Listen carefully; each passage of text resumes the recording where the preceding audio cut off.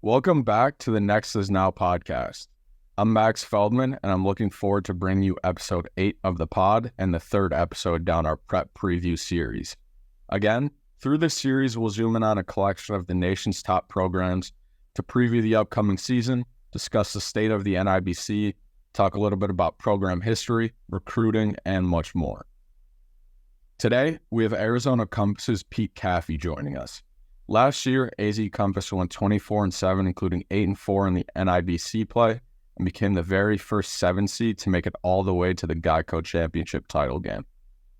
They finished first in the NIBC in team defense, allowing just over 50 points per game as well. But now, looking ahead to 2023-2024, it's a completely revamped roster.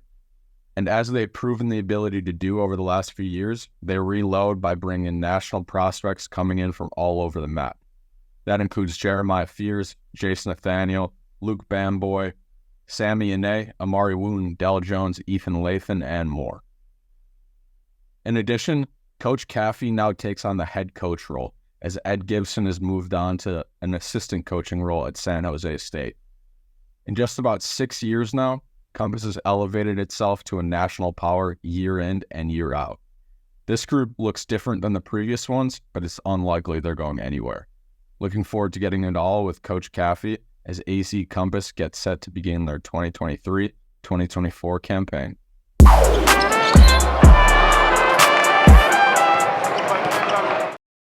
Welcome, Coach Kaffey. Appreciate you taking the time here. Know it's a little bit of a busy time, but how's it feel to get back in the gym, get things rolling here?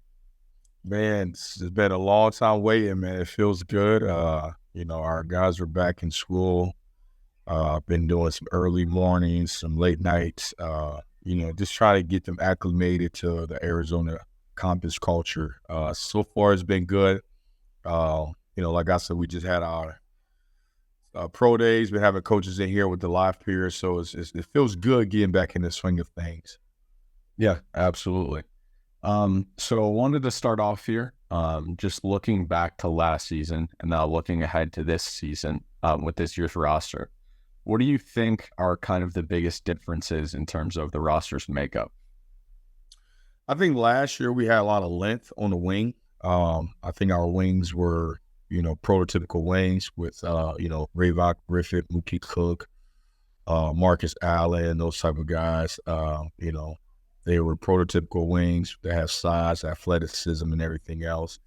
This year, we're a little bit beefier inside. I think we added a lot of length at the 5 and 4 position with Luke Bamboy, 𝘿evelopment, and Sammy Ine, who's another kid. So you got 6'11", 6'10", 6'9", and then Jason Nathaniel at 6'8". So we definitely got some size in our front court. That's something that, last year I felt like we lost a lot of rebounding battles in the NIBC. I think, having size in your front court will help, gain extra possessions. But obviously we're very talented in the back court. But just last year, I think that was a different than this year. We're playing guys out of position last year with Zayden and I playing more of a traditional 5. Farrell Compton was an undersized 5 at 6'6", 6'7". But that would be the difference. We got more size this year. Yep. What do you think right now? Obviously, super early on, but what do you think is going to be potentially the biggest strength of the roster? I think last year we were super deep.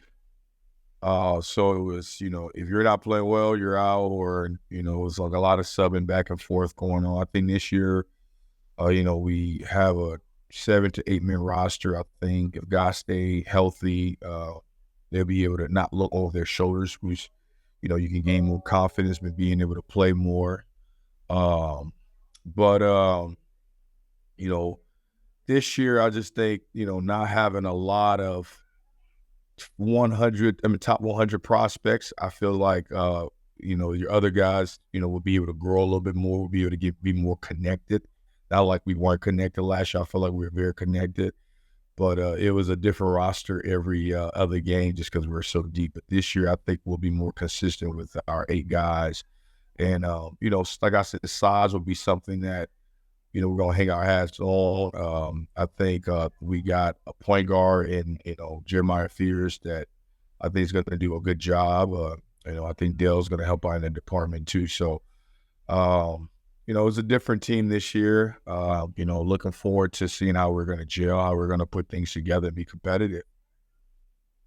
You led me into my first question on a specific guy, but I wanted to ask you specifically about Jeremiah Fears. Obviously, one of the top guards in this rising junior class now, and it's been clear for about a year now that it seemed like he was about to turn a corner. And then this summer playing EYBL 17s definitely left no doubts. So what do you think makes him just so dynamic? I think his willingness to come in each and every day and learn and just try to get 1% better each and every day, whether it's doing the little things that does and pertains to basketball, that's waking up and going to class and being a good student athlete. Basketball, I just think he's a kid that just wants to be good. He's always in the gym working out. He's calling me at night, asking questions about practice and how he can be a better point guard.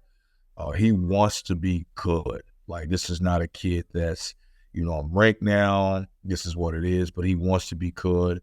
We had a couple fall league games, and he's been consistent. He's passing the ball really well. We're working on his leadership because he's a young guy, and this team is pretty heavy with our seniors. But he's working on his leadership. A kid that can get in there and play, make, and pass with both hands. Can make threes, can get to the basket or whatever, good handle. Defensively, could be a pest. That's where I want to challenge him more, to have more of a motor. But great player, I'm blessed that we have him. I think he's going to have a big year for us. Well, you've got a few guys coming in from all the way across the country. I wanted to start with Sammy and 𝘼. Seems like every year you guys have a few players like him where it's like, not exactly the player type, but like one of those guys that you just hate playing against and you want on your team. So what has impressed you with him so far? I think Sammy is another guy too, under the radar kid, but I think he should be ranked higher or be even just talk about with some of the best power forwards in the game. I think his ability to put the ball on the floor, on the wing, his ability to rebound, at a high level. And he's very athletic. He can shoot the three ball. He's a guy that you can pick and pop. He's a guy that, if you want to go super, super big, you can put him at the wing. Defensively, he can hold his own. But, like you said, we always get these unique guys who are, in-betweeners. But I think Sammy is going to have another guy that's going to have a big year, wants to be good, wants to be coached. I'm happy he's on our team. He's going to do well for us. Jace Nathaniel, one of those guys that every time I see him seems like he's more impressive. I think he's a guy also, like you mentioned a little bit, that's got a little bit under-discussed nationally, but playing on a big stage now seems like a guy that could gain some steam here. What did you guys like about him, and how's he been so far? Jace is a guy, when I first watched him, one of our assistants, brought his name to our attention. And, we're normally going after 4-stars and 5-star guys. But, he reminded me of a kid that we had here a few years ago, Jabari Walker, who was playing for the Portland Trailblazers. A kid that came in and didn't have no stars behind his name. Jace is a 3-star. But the thing that really intrigued me about Jace is his motor. He's relentless when it comes to defense. He can guard 1 through 5. A great kid, high academic kid, a great rebounder, move his feet really, really well. Another guy that's very versatile defensively and offensively, can play, 3 through 5. The league that we're in, you got to go against guys like Cooper Flagg. They got size and mobility. So having a guy like Jace that can match up with a Flagg, that's something that I was like, I'm building this roster not just to win games, but to be competitive against like the Mount Birds of the world, IMG with, Addis, Donnie Freeman, those guys. So he's one of those guys that was key for us. I think he's one of the best kept secrets people don't know really too much about. He's a kid that's going to come in, he's going to outwork you. Great kid. I'm just blessed he's on my team. Agree with you there. It's obviously changed a little bit these last few years, and you've talked about it a little bit here, these last few questions, just in terms of recruiting. But how do you think, whether based on success of the previous years or just the landscape overall, but how has recruiting changed for you guys over the last few years? You know what? For me, obviously, the past 5, 6 years, every year I've been the guy that recruit all our players. So I think now stepping into this new role as the head coach, it's different, right? Like, I'm trying to focus on getting a practice plan together, scouting report, trying to, come up with how I want to play defensively, how I want to run in transition, and sometimes that takes away from getting on the phone and building a relationship. But I think the first few years when we first started this program, we were like the laughing stock. People didn't take us serious. And then we got, a kid like Tata Washington and those other guys that kind of really put us over the top by, having a great year, his senior year. And I think after that, when he went to Kentucky and did well, every kid wanted to come. We were able to get guys like Dylan Andrews at Boswell, James Westry. And then we had what we did well again, and kids started just taking notice. And we were able to get guys like a VJ and these other top kids that came, Mookie Cook and those guys. So it hasn't been hard to get guys. I think our culture, we do a really good job here. Just from our principal, our administration, our ownership, and everybody that's involved. And people don't understand AZ Campus is not like one of those schools where you got 2 teachers and 12 basketball players. This is a school that's been here for over 20 years. The basketball portion has been excelling the last 7 years. Kids, one thing that I'm very proud of as director / head coach is, our team GPA currently is at a 3.5. Last 5 years been at a 3.4. So when parents come to our school and see all these great things where, we have a nutritionist on staff, we have, a chef that can make meals for these guys, we have a strength and conditioning guy, we have 24-hour access and everything else. So when they come down, see it and meet our teachers, I think it's easy to recruit a guy because it's like, why not? You still get the traditional environment of a school where you get to prom, you get to dance, you get the football games, or baseball games, or volleyball games, and interaction with other kids. So recruiting has been good. I just think the more and more people understand this is not just a basketball school, it's more than that. I think it's easier to get players. You talked about it a little bit there, but the rise of AZ Campus has been pretty quick here over these last few years. So what do you think has been just so instrumental in the program's evolution these past 3, 4, 5 years now? I think what's been very instrumental is like connecting with good people, making sure I keep relationships like people like yourself that have, some form of power in the grassroots world, whether it's the power of the ink that you can put an ink behind somebody's name and do a great write-up, or whether it's relationship with, if it's Nike or NIBC or just doing right by kids, right? Our first group of guys we got were guys that weren't 5 stars, weren't 4 stars, weren't high major guys, were guys that we literally got in the gym each and every night, work them out and, work on their weaknesses and, just kept building and, advocating for our guys, building great relationship with college coaches. And, we have a culture here. You come here, it's all about, bring your hard hat, let's work, So I just think just creating that type of environment and keeping those relationships that we have and doing right by kids and being able to send them to school. I mean, who wouldn't want to be part of something like that, right? You can come to school in beautiful Arizona and get a good education and get fed right and be with your peers and then focus on basketball and with academics, you have tutors just over here to help you. So I think if you put all those things together, you have something that's just like evolving because, from a social media aspect too, we're very involved, as you can tell on our Instagram. We're constantly putting stuff out just because we know we're in a day and age where kids are able to monetize off their image and likeness. So, we're trying to hit on every facet of the game to make sure that, people understand we're not just a basketball school, we're a school that's trying to teach kids how to get there and how to stay there, right? So we've been blessed in a short amount of time to be in the same conversation as some of these other schools that's been around for years. As head coach, Coach Gibson led the program to a few Geico tournaments, including last year's run as the first 7th seed to the championship game. And now he's on to college basketball, but wanted to ask about what was his impact on the program? Oh, man. Gibson and I remember when, I first met him, and he was a head coach at Chandler High School, a local high school that's a few minutes away from our school. He came here to help us with a player. And, at the time he wanted to kind of help out, and we had another head coach here at the time, and things didn't work out. And I went up to Gibson. I said, I got a vision, man. I think you can really help this school get to Geico. You can help us get elite players. And, Gibson is like a big brother of mine, even though I was in a different position of, leadership, but he was a guy that I look up to because a good dude, man, cares about kids, will coach everybody hard. He's always going to come to work. He loves basketball. He's passionate. He was so instrumental in the rise of AZ Campus.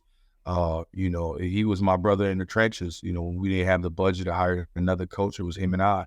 He did one side of the ball. I did another side of the ball. I recruited, he did this. So, I know coaching in college was always a dream of his. I'm just so blessed that we were able to, help coach fulfill that dream of his. And, him and I stay in contact each and every day. It was sad at the moment when I knew that he had to go, just because of somebody that I've been so used to that's been done, right by kids and done right by our school. But he's an amazing person, got a great family. He's still a mentor of mine. It's my first year coaching, and, guy that I always call and try to, just kind of pick his brain on certain things. But yeah, he's greatly missed around this area. But we wish him luck. We were able to bless him with a kid that went through here at 𝘼aximizing Diango that followed Coach Gibson, because Coach Gibson coached at 𝘼aximizing as well too. So yeah, man, he left his legacy here. Him and I, like I said, started this thing 6 years ago, and voila, we're here. So awesome. Last year made some history in Geico. What was that run like with wins over Lehigh, IMG, just stacking those upsets game after game? Yeah, last year, man, was a weird year, man. We started off the year on a crazy high, like both Utah smacked Montverde, and then smacked Sunrise. It's like, yeah, man, we here, let's go. You know what I'm saying? Then went to Wichita, Kansas, and got hit in the mouth by Wasatch. Paul Peterson do a good job over there. And then it was like you win 2, you lose 1, and you win 5. And it just wasn't a typical year for us because we're so used to just winning, going on these crazy winning streak. I just think, I met with Coach Gibson. It was like right after our spring break, him and I went and grabbed breakfast, and we sat down and like, he was like, I got this vision. And, I feel like if we do things this way, we're going to make a deep run.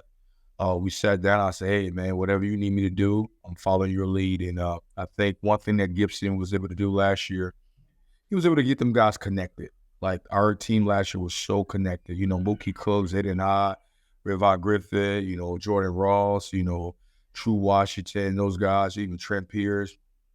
Those guys did an amazing job being connected, right? And it shows, right? And I always tell my guys, the team that are most connected, like, it's always going to be the team that's going to be at the end, like playing for something special. And I thought Gibson did a good job with just having those guys being connected. And it shows in Geico. We knew that, Lehigh had a great year, but that game they beat us, we had them, but we weren't all the way in. We were just trying to figure out our point guard situation, our backup stuff, and this and that.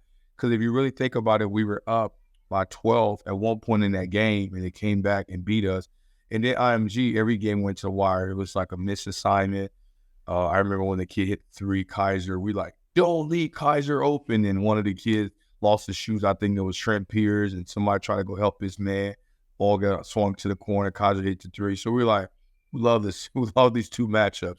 You know what I mean? And, our coaching staff did an amazing job. Like, our kids were well prepared from a scouting standpoint. And, we went out there and just left it on the floor. Our culture really came through for us. Absolutely. You've been around a lot of high level young players over the last few years. What do you think the value is for young players when you're playing a high level national schedule like the NIBC? I mean, I was just blessed just last week. I was in New York at the Nike Festival. That thing was amazing. But these kids don't understand, like, the NIBC. When I was in high school, man, I used to be happy just to get my name in the newspaper, like the scoring points. I remember I'm from Minnesota. Well, whenever after our games, whenever I had like over 8 or 10 points, I used to go and grab the Star Tribune newspaper, like, yo, P. Kaffey, yo, I'm in the newspaper.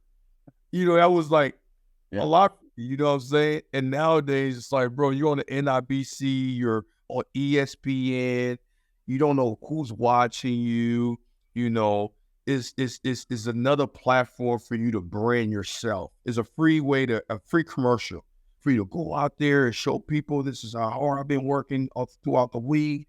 Here's my team. I'm going to do this. You don't know who's watching. I just think playing in the NIBC and playing in a procedure conference that we're playing in, you're being talked about. If you get blessed to be on one of these rosters, that means that you got some form of future, right? I just think is a huge advantage, and this is where basketball is trained. You can hate on it all you want, whatever you want to do, but at the end of the day, it's here, and it's not here to leave. It's here to stay. And if the league do a good job, with the matchups and the cities that we play in, I think this year it's going to be so competitive. You got teams like 𝘬. I don't know what Pat's doing over there, but he reloaded, man. I'm getting a little nervous. That's what we used to do, just going crazy. But IMG got some studs. Obviously, Montverd's always Montverd, and 𝘼thletes is they got some studs over there as well. And 𝘬, and it's always going to be good. And some of the new teams we added. So NIBC is a huge advantage. A coach don't have to be in person; they can just go on ESPN app and rewatch your game, and that's just a blessing.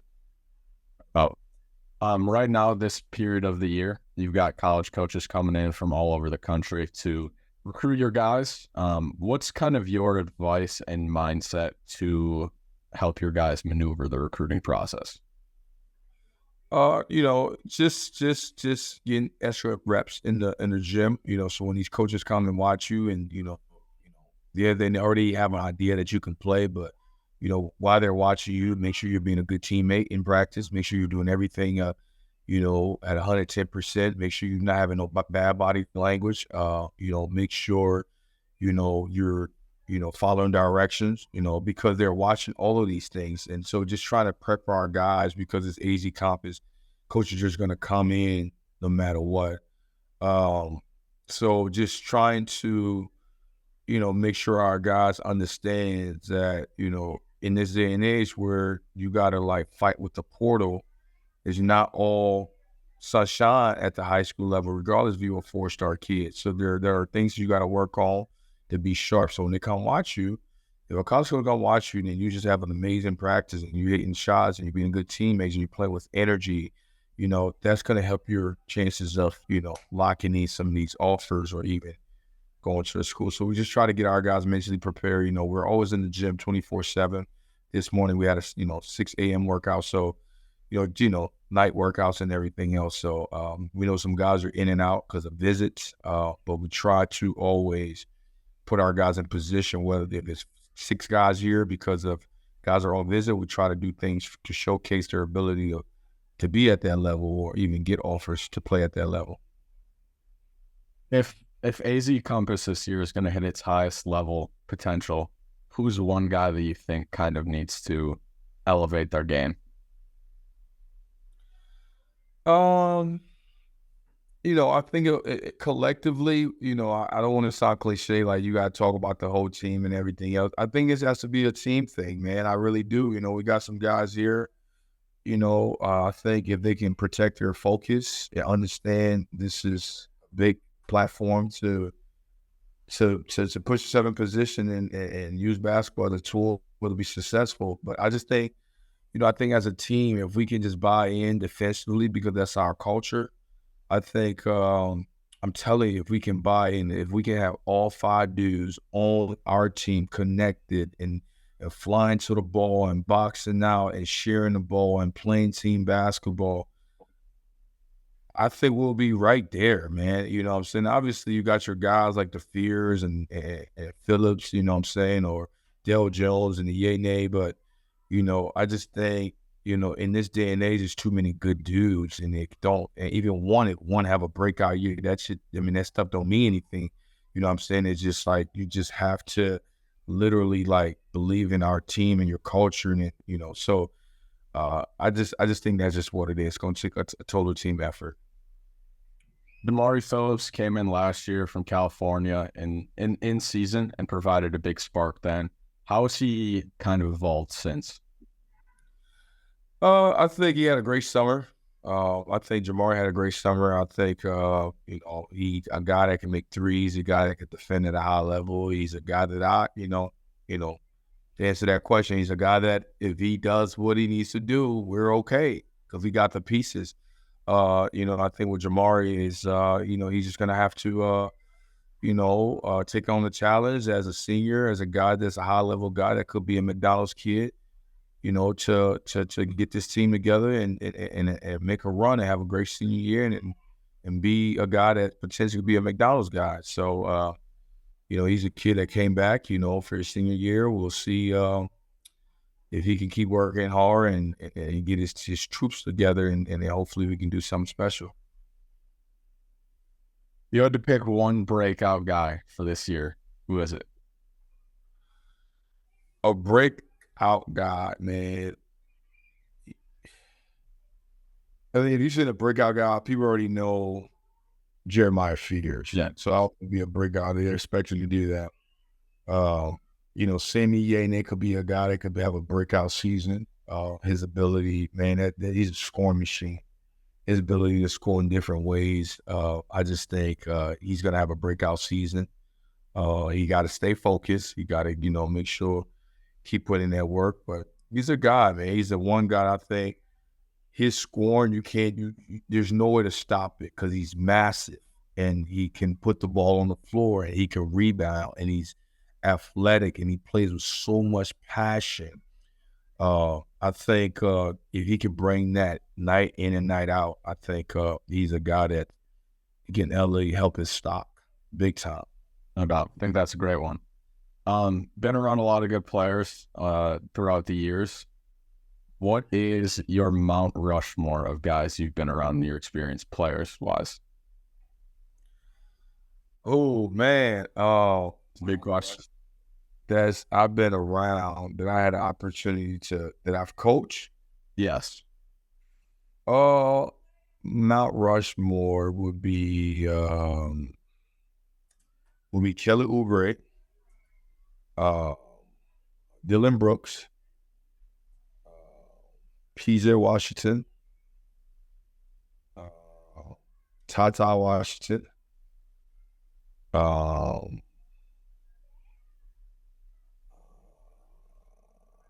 and Jabari Walker. Strong lineup. Huh? It's a strong lineup. Yeah, Jabari Walker. Saying kids that I've coached that have left an impact. Josh Primo could be on that list, but you just, O'Shea Brissett could be on that list. Royce White could be on that list. Matter of fact, Rashad Vaughn should be on that list. Rashad Vaughn is my top. Should be my number one. My bad, I forgot all about Rashad. Rashad was a kid that really introduced me to the national landscape of basketball. Like, he was a kid that was number one, was just a bad boy, made it to the league, was like my little brother. So, maybe one of those guys got to get off that list, but Rashad is definitely on my Mount Rushmore or whatever. But it depends how many people I could have on that mountain. Yeah. But Rashad Vaughn is on that for sure. Absolutely. To wrap it up here, essentially wanted to ask you, what do you think separates Arizona Compass from other elite national prep programs? I just think the people that are involved, and we call this lady Mama Owens, Rhonda Owens, who is our founder. She's retired, but she's always devoted her time to helping kids with their homework. 𝘻Owens, vice president, do a good job. Swain Anderson, KJ, and Miss Lay, our principal. And the list just goes on. The people care so much about these kids, right? And then you can make an argument. Our academics is really good. We are a school that you come in here and kids love it here. They don't want to leave. That's one thing that was consistent last year where a lot of parents, they probably weren't happy because the kid didn't have the year that they were supposed to have, but they were like, for some reason, they love being at campus and they love the environment. So I just think the environment, you get a chance to go to football games, in a very boutique environment. It's not a lot of people. It's roughly almost 600 kids. So you got teachers, they're here to help you. They're going to games and on the road, supporting you and everything else. And 24-hour access to a facility. You have a nutritionist that's, when you come in here, what you want to eat and everything else. You have a chef that cook you up some food. So you're getting fed, breakfast, lunch, dinner, after every lifting session, you get a protein shake, so just like everything is being ran like a professional organization. This is not, we don't take the high school approach. We take the professional approach because that's what we're trying to get these kids to understand. We're trying to prep you to be a pro when you leave AZ campus. That's why when you look at some of our guys, like a Boswell, when they leave here, they play right away. You know what I'm saying? Like a Colin Smith, they play right away. When Jabari Walker was there, he played with Frankie Collins and those guys. They leave us, they go and play right away. DeJuan Holmes, right? They play right away. That's another guy should be on my Mount Rushmore. But they play right away, right? So it's just like we care so much about these kids, right? And the people that are involved, they do whatever it takes to make sure this is a great experience. And I think that's what separates us. And I don't know anything about them other schools. I think they do a good job, but I know about us, though. We're going to do whatever it takes for that kid to get that edge. Whether it's me blowing you up, trying to pump one of my kids up, yo, man, he's good. He's this and that, man, Max. It's just like we go to bat for them and, we try to put them in the best position that we, possible for them to be successful. Awesome. That's great. Thank you very much for taking the time again. I greatly appreciate it and looking forward to catching up soon, and good luck to your guys this season. Max, I appreciate you having me, man. Thank you. Have a good one.